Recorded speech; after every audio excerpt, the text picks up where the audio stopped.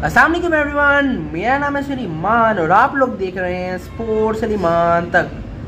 आज बात करूंगा मैं इंडिया वर्सेस साउथ अफ्रीका का जो फर्स्ट वनडे इंटरनेशनल खेला गया और साउथ अफ्रीका ने इंडिया को 31 रन से हराया और मेरी प्रेडिक्शन ठीक हो गई है। और मैंने आप लोगों को जितना कहा था कि साउथ अफ्रीका जो है वो मैच जीतेगा और जीता भी।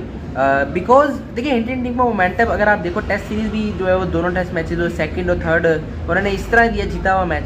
और पहला वनडे जो साउथ अफ्रीका के अगेंस्ट इंडिया ने खेला वो भी एक जीता ही हुआ मैच था, क्योंकि एट स्टेज 131 for 1 था एट वन स्टेज। लेकिन उस पर ज़रा डिटेल में बात करेंगे। आगे बढ़ने से पहले सब्सक्राइब करें और नोटिफिकेशन की घंटी बजाइए, क्योंकि जब भी वीडियो आए तो आप लोगों को पता चल जाए। सबसे पहले तो जो है साउथ अफ्रीका जो है ने टॉस जीता और बैटिंग करने का फैसला किया और बैटिंग करने के साथ साथ ही कोलैप्स हो गया, यानी कि क्विंटन डिकॉक और जानिम मलान ओपनिंग में थे। जानिम मलान जो है वो पहले आउट हो गया। उसके बाद क्विंटन डिकॉक 42 बॉल 27 और बॉल कर दिया अश्विन ने।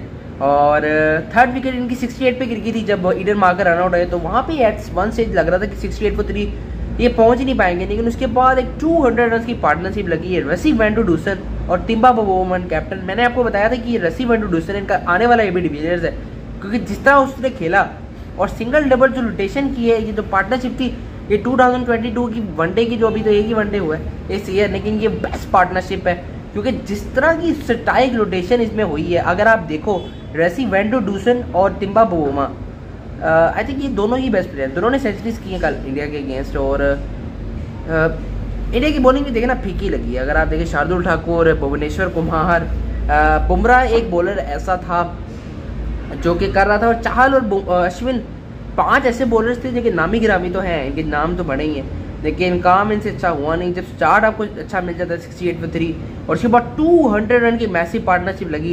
इंडिया के नाम 5 बॉलर्स जो हैं वो बहुत एक्सपीरियंस है नामों में, लेकिन काम इन्होंने कुछ करके नहीं किया कल। तो इस पर बात करते हैं। देखिए मेरा ये फेवरेट प्लेयर बन गया है रसी वेंटू डूसन, क्योंकि जिस तरह ये खेलता है। और तिम्बा बवोमा ने इनकी सॉलिड, यानी कि इन्होंने स्वीप्स लगाई हैं। अगर आप इनकी हाईलाइट्स देखें तो आपको मज़ा आएगा। तिम्बा बवोमा ने जिस तरह स्ट्राइक रोटेट की और रसी वेंटू डूसन बीच में इनका स्ट्राइक रेट बहुत ही बड़ा था। और तिम्बा बवोमा एक तरफ जो है वो कैप्टन जो स्लो खेल रहा था, लेकिन रसी वेंटू डूसन एक तरफ जो है वो बाउंड्रीज भी लगा रहा था बीच में। और छक्के एंड पे साउथ अफ्रीका ने कदरे बहुत स्लो खेला है। अगर आप देखो तो इनके कुल, मैं तो ये चाह रहा था कि 310 320 तो इजीली बन सकता था जिस तरह की पार्टनरशिप लगी हुई थी, लेकिन एंड पे जो है हिटें लगी नहीं। और फिर भी 296 for 4 साउथ अफ्रीका का स्कोर था और इंडिया 265 for 8 ही कर सका। तो पहुंच गया था इंडिया भी, लेकिन वही है कि मिडिल ऑर्डर जो है इंडिया का वीक है, इसलिए मैंने कहा था कि साउथ अफ्रीका का मैच जीतेगा। तो इसी तरह हुआ कि साउथ अफ्रीका एक मिनट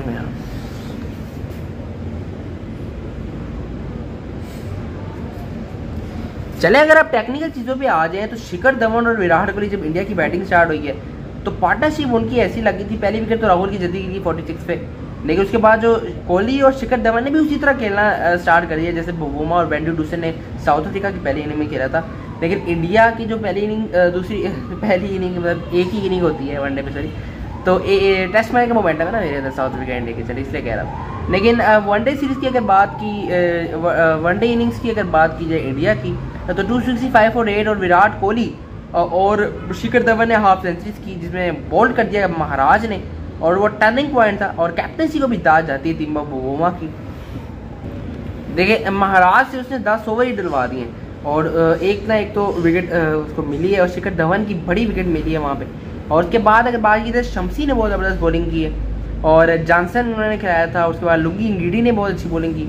राहुल का आउट किया मार्कर में, मैंने आपको कहा था मार्कर जो है वो ओवर निकाल जाएगा, और इसी तरह 6 ओवर से डलवाए स्टार्टिंग में और राहुल की बड़ी विकेट उसने ली। और कोहली स्वीप तो मारता नहीं है, लेकिन 51 पे अच्छा खेला था, लेकिन स्वीप मारने की कोशिश और सीधा बवोमा के हाथ में कैच।